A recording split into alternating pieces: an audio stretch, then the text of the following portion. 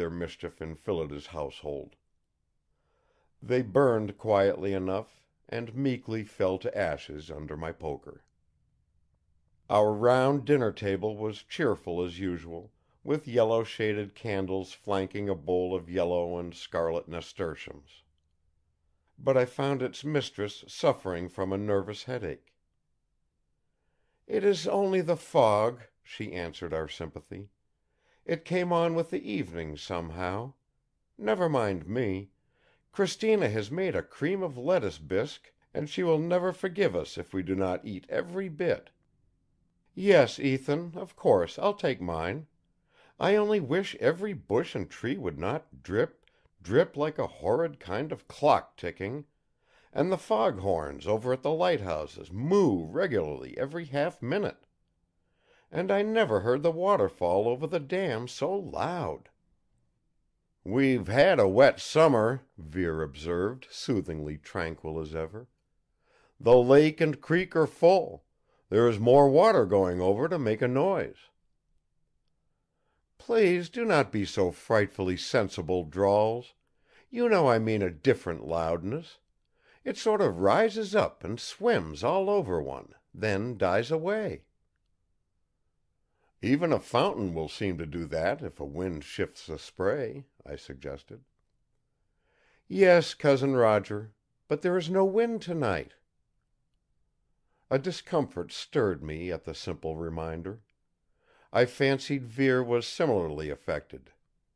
If something moved under the water. We changed the conversation to a pergola planned for building next spring that was to be overrun by grapevines and honeysuckle. "The grapes shall hang through like an Italian picture," Phillida anticipated, headache forgotten in her enthusiasm. She shook her hair about her pink cheeks, leaning over to outline a pergola with 4 spoons. "Here in the middle we must have a bird bath. Or no, the birds might peck the grapes.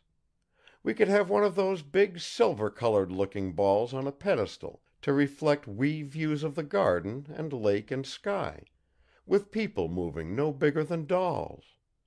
Imagine a reflection of Ethan, like a Lilliputian, so high." So I was able to leave her eagerly hunting catalogues of garden ornaments in her sewing room, when the time came for me to keep my rendezvous with death or the lady. In spite of my warning gesture, Vere followed me into the hall. His dark face was distressed and anxious. "Let me go with you," he urged. "No, thanks. Stay with Phil and keep her too busy to suspect where I am." "If I'm doing wrong to let you go," he began. "You cannot stop me. It is still too early for danger, I think. If you like you can stroll out on the lawn from time to time and look up at my windows. As long as the lamps are lighted in the room, I am all right. Nothing is happening."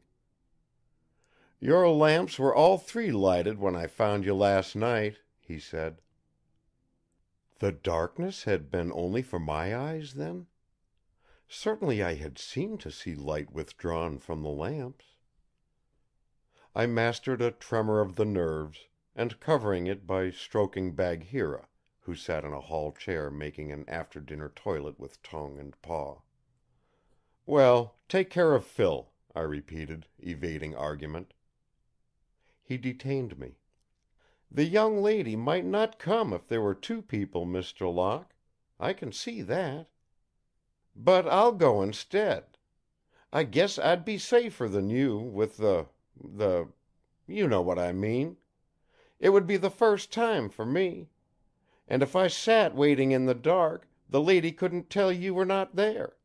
Of course, I'd bring her right to you." No one could appreciate the courage of that offer so well as we who had both felt the intolerable horror of the nearness of the Thing whose nature was beyond our nature to endure. "She would come to no one except me," I refused. "But thank you. And Vere, if what you have said about my feeling toward Phillida's husband was true once, it is true no longer." His clasp was still warm in my hand when I went into my room and switched on the lights. Soft and colorful, the haunted room sprang into view.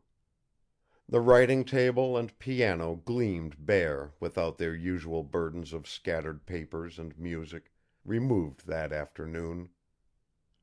For lack of familiar occupation, when I sat down in my favorite place, I took up the gold pomander and fell to studying the intricate designs worked in the metal.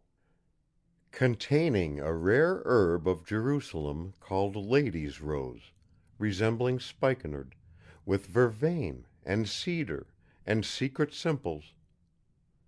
Vervain, which is powerful against evil spirits.